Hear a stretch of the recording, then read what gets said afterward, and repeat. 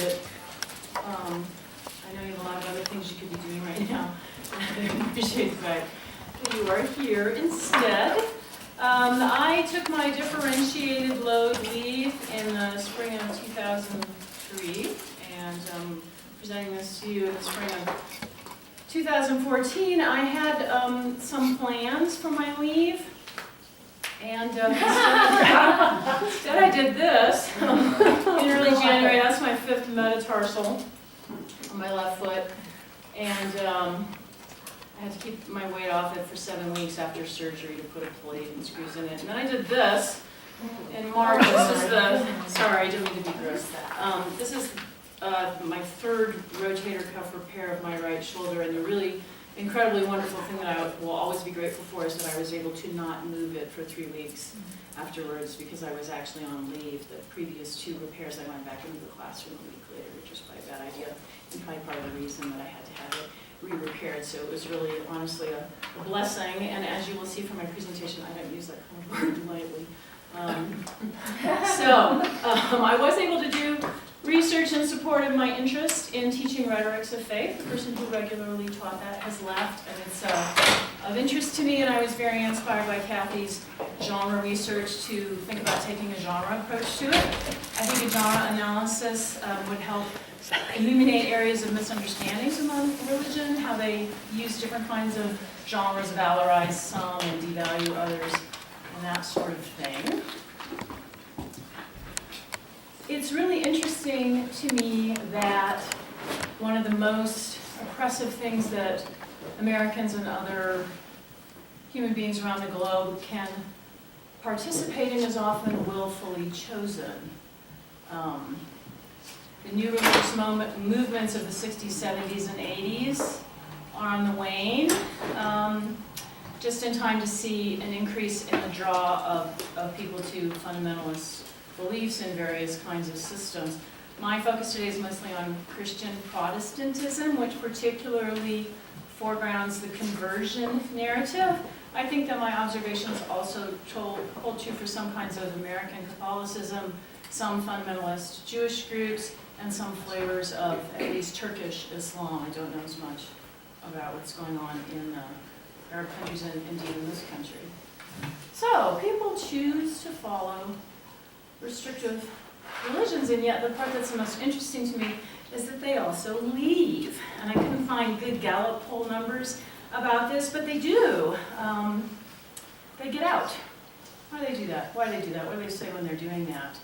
And so this is the genre that's the most interesting to me, is deconversion narratives. So I had the opportunity to present some of my research at the Biennial Cultural Symposium at Ege University in Izmir, Turkey.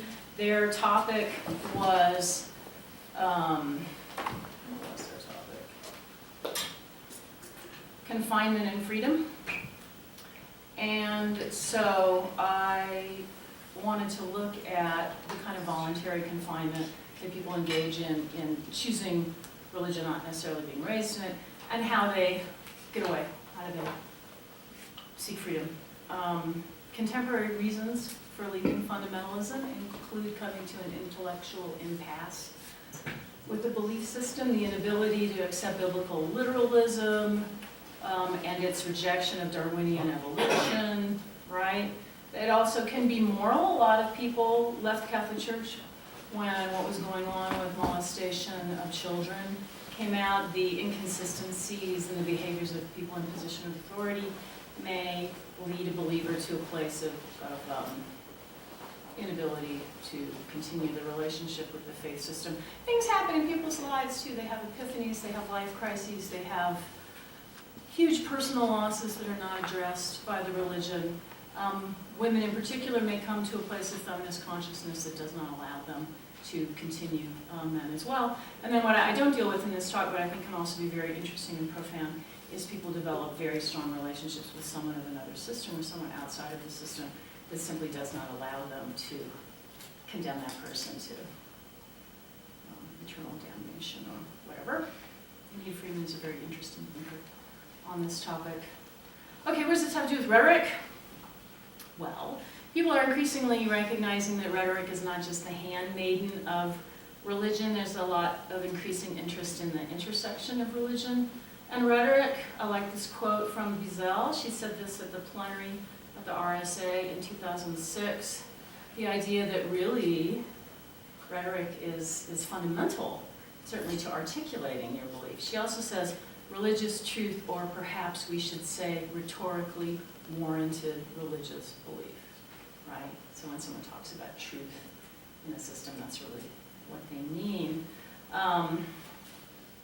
Burke, Wayne Booth, Walter Jost, Sharon Crowley, there's increasing interest in the intersections between rhetoric and religion. And of course, Augustine is the grandfather of all of this, right? And he was the father of rhetoric in many ways, or the next important figure after Aristotle.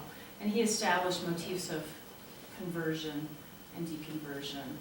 I am really interested in the politics of this. I really like what I have read by Wayne Booth about how narrative works in talking about religion, and how Sharon Crowley politicizes the role of narrative in talking about religion, particularly articulating the movement away from religion.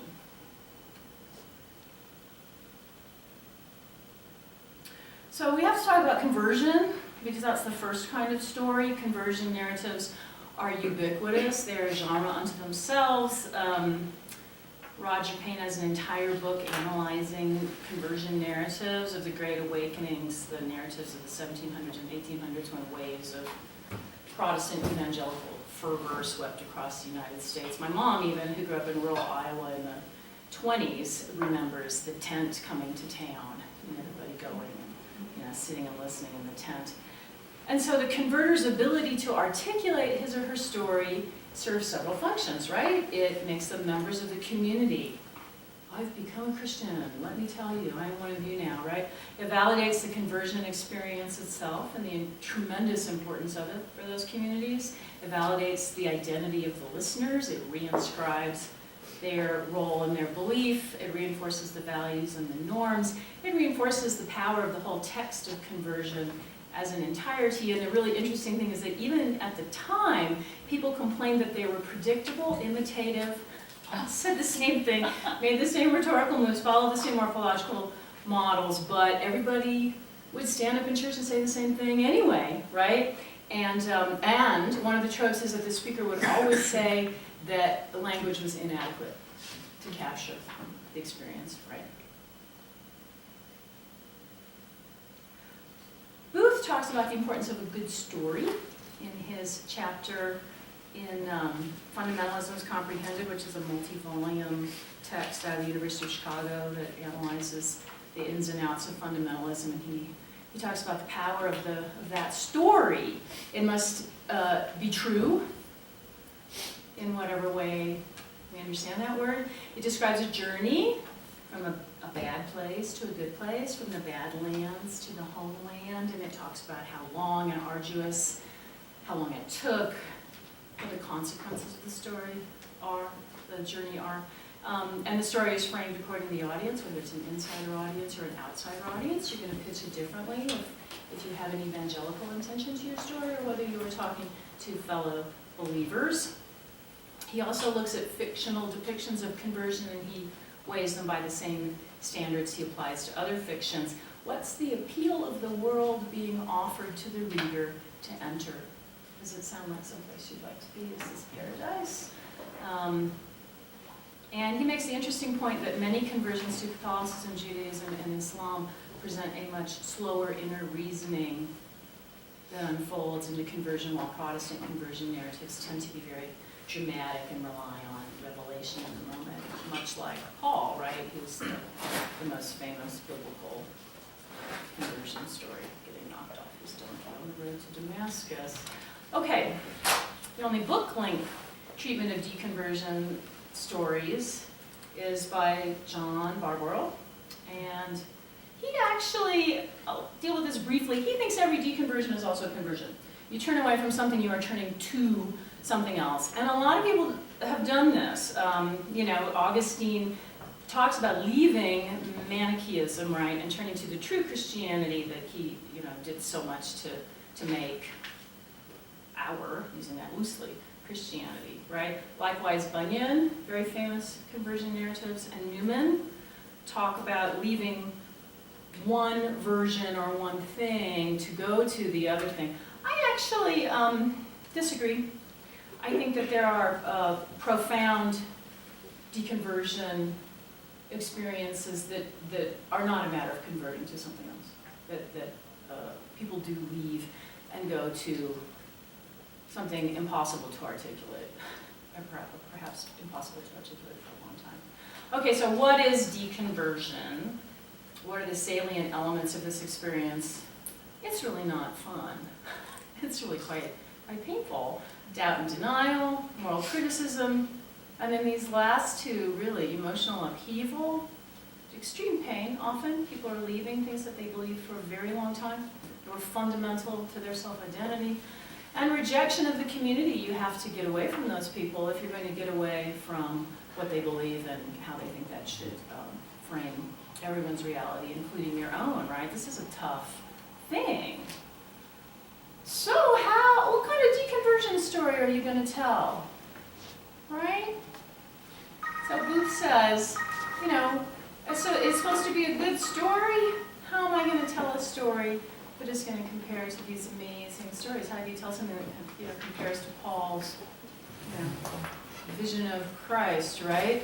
There isn't a community of non-believers waiting to cheer you on and welcome you with open arms. They may be very fragmented. They may not want to hear about it. They may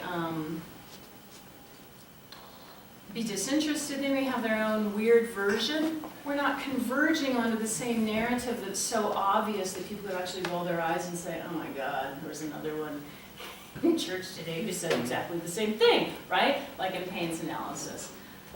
And so, Booth really poignantly says, what's my story? If this is not my story, what is my story? This is not an arrival story. This is a departure story. If this is a traveler's tale about a journey, then there's a lot of wandering around, getting on the wrong train, losing your suitcase, having jet lag, eating the bad stuff and getting nauseated, right? It doesn't compare to the predictable arc and understood beauty of the conversion story. So this is probably why we don't see that many of them. They are rarer.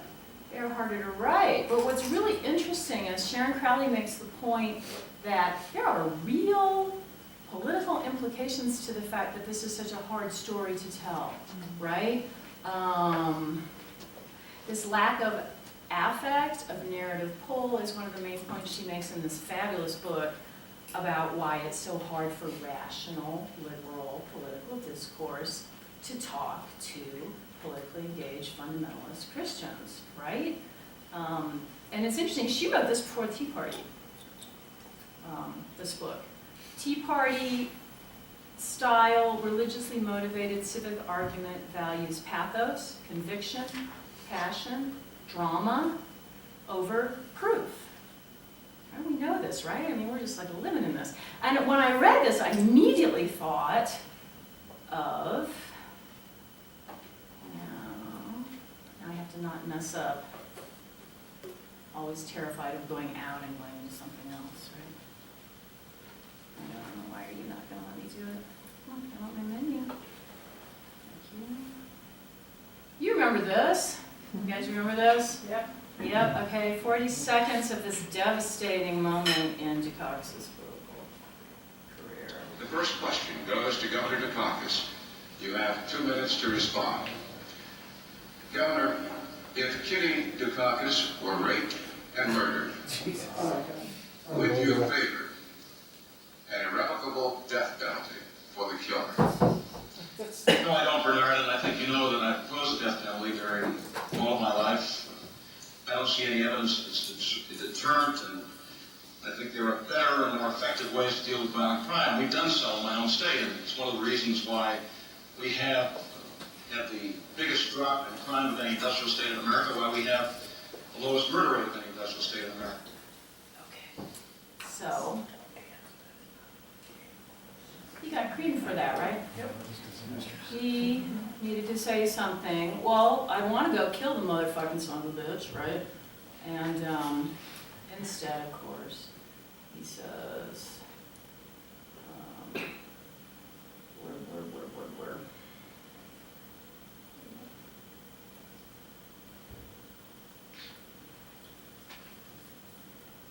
Crowley says, liberal reasoning sets aside emotion in favor of reason. Well, Bernard, you know I don't. Expects both opponents to seek understanding and compromise, expects both opponents to see each other as a worthy adversary, values objectively verifiable proof, and is willing to change its mind. Right? It doesn't mean that we don't have passions. It means that we understand to have a good argument, you need to set them aside and come to the table and talk about things intelligently, have a logos-driven conversation, deal with matters of proof, objectivity. Fundamentalist thinking doesn't care about any of this. It operates in a closed system with a very tightly woven web of values, responses, narratives. They reinforce each other, they resonate, they affect their believers viscerally, and they pull in ever tighter, right? And apocalyptists, which is, and she spends a chapter on them, they believe in the impending second coming of Christ. They actually think secular adversaries or see secular adversaries as kind of clueless tools of Satan, right? And we see this in conversations about all kinds of things, right? About the environment and sex education and other forms of education, the role of the Bible in public life, right? So Crowley says, we need to do this differently. Non-fundamentalist argument needs to make other kinds of appeals, which might be awkward, might feel awkward and embarrassing, right? But we see how well Dukakis went over. Maybe there's a balance there, right? Maybe you give the pathos eruption and then say, I know you're manipulating me, and try to move the questioner into more objective terrain. Okay, so there's an important place for emotionally engaging, affective, pathos-driven narratives of deconversion.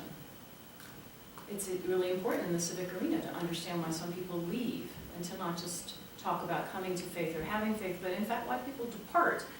Well, there's a new problem, right? What about the audience? These aren't fun stories, like I said. They don't have fairy tale endings. They go backwards from homeland to badlands.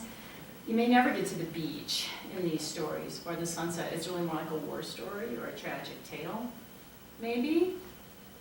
And so as these writers put it, there's a real loss, that the person may not even want to articulate for a really long time. So who is the audience for these stories, right? Does anybody really want to listen to them? This is a New Yorker cartoon. I think this is my favorite New Yorker cartoon of all time. And it's hard to find visuals for presentation like this, so thank you all for looking at so many dry quotes. Okay, so these stories may leave many kinds of audiences cold, and they may have a very strong response to it. I never understood how you could believe any of that shit in the first place. That is a direct quotation. I'm very happy in my church. You just took everything way too far. Okay, it's your problem, you're crazy. Or, of course, right? I'll pray for you. I really fear for the state of your soul now.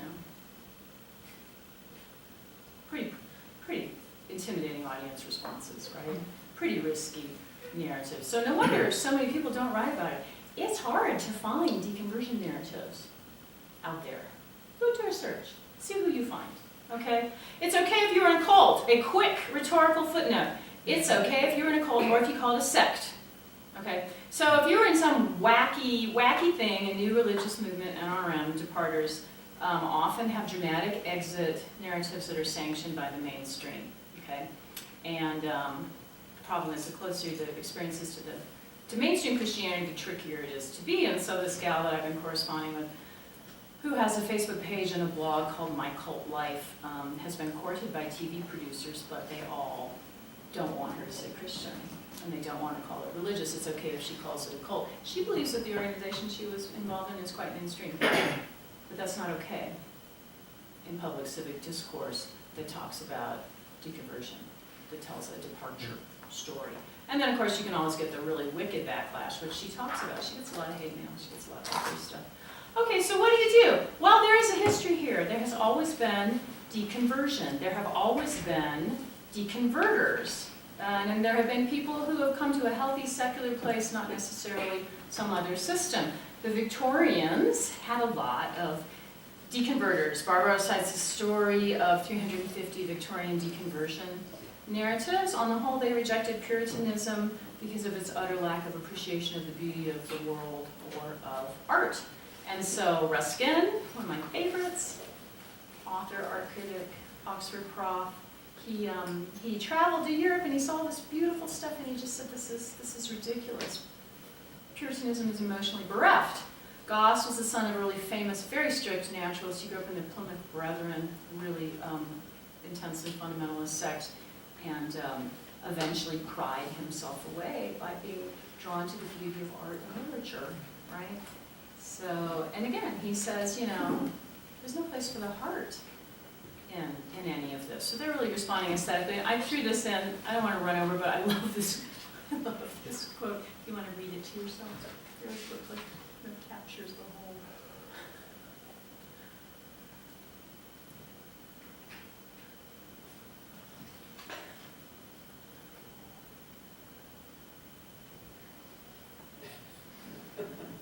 Why the hell are you here? Go worship in a cave then, right?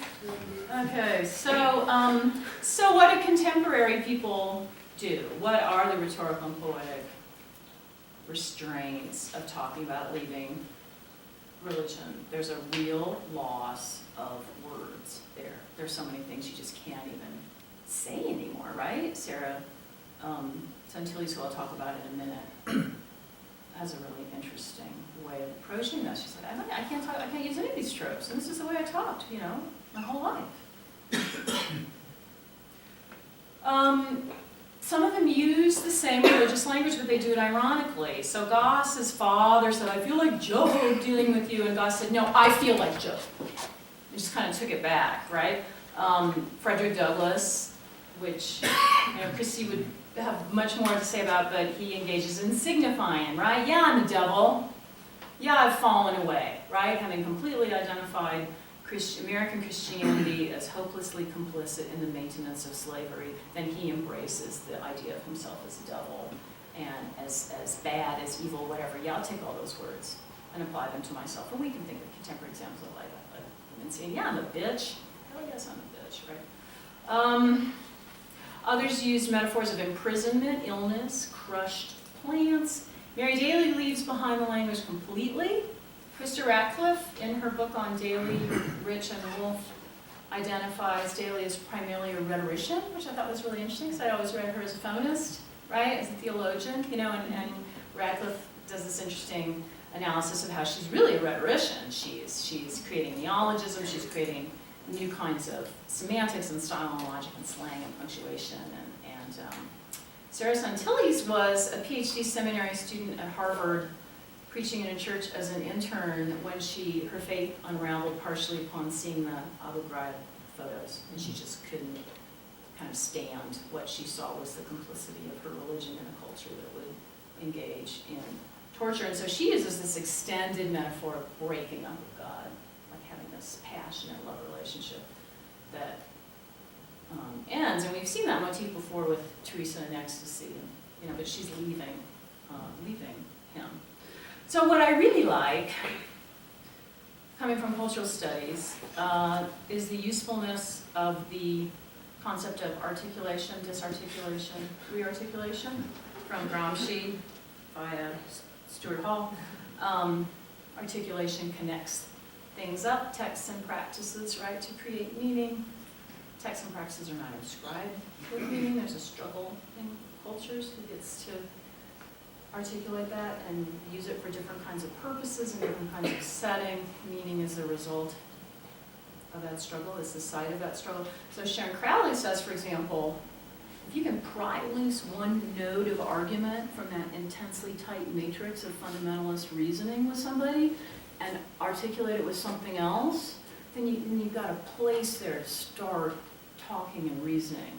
You can re-articulate it with another kind of value or image or story, right? I think this is also really important to the survival of people who go through deconversion, to be able to articulate something like, you know, who would Jesus bomb, or the idea of abortion as a blessing, this kind of thing, this kind of disarticulation. Perhaps the biggest example is to disarticulate the cross, which so many people wear from abstract aspects of belief like sin, guilt, redemption, and to see it again as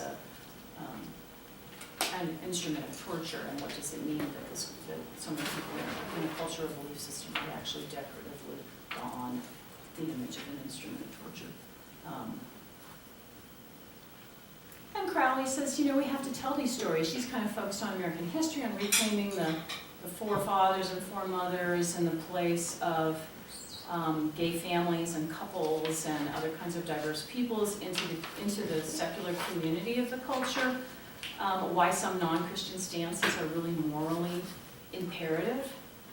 You need to get out there and argue for them. I think that this is really true. I think it's really important for environmentalists to successfully counter the argument that the Earth is fallen, that divinity exists off the planet, and that the planet will either be made new or it doesn't matter at all, we're just going to leave it behind. I think that's really powerful. I'm on the last page. And so I would argue that compelling deconversion stories in particular play a part here because they represent the multiplicity of American perspectives on religion and how they influence political participation. It's important for fundamentalists to hear why people leave their myths.